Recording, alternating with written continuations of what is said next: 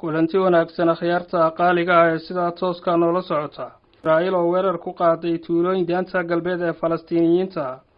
Israa'iil ayaa weerar ku qaaday tuulooyinka Falastiiniyiinta ee daanta galbeed ee la haysto, iyadoo weli la laayahay meydadka dhalinyaro reer Falastiina.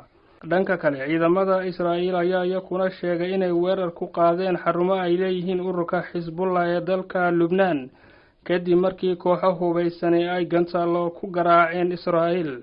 waana mid ka mid ah duqeymihii ugu waaweynaa taniya markii uu dagaalku bilaabmay. xaaladda bini'aadantinimo ee Gaza ayaa gaadhay heer masiibo ah.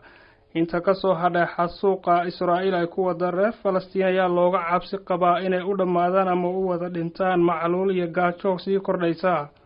shaqaalaha gargaarka ayaa sidoo kale wajahaya khatar sii kordhaysa, iyadoo ay sii kordhayaan welwelka laga qabo inay ka sii darto xaaladda xadhigga lagula kacayo shaqaalaha gargaarka. Fabrizio Carboni oo ah agaasimaha bariga dhow iyo bariga dhexe ee guddiga caalamiga ee Laanqeyrta Cas oo warbaahinta Al Jazeera u warramay ayaa sheegay xaaladda bini'aadantinimo ee dhulka la godoomiyey iyo kuwa la duqeeyay inay marayso heerka ugu sarreeyay ee masiibo. dhanka kale, caasimadda UK ayaa waxaa ka dhacay banaanbaxayaal lagu taageerayo Falastiiniyiinta, iyadoo ay isugu soo baxeen kumanaan shacab ah oo taageerayay reer Falastiin.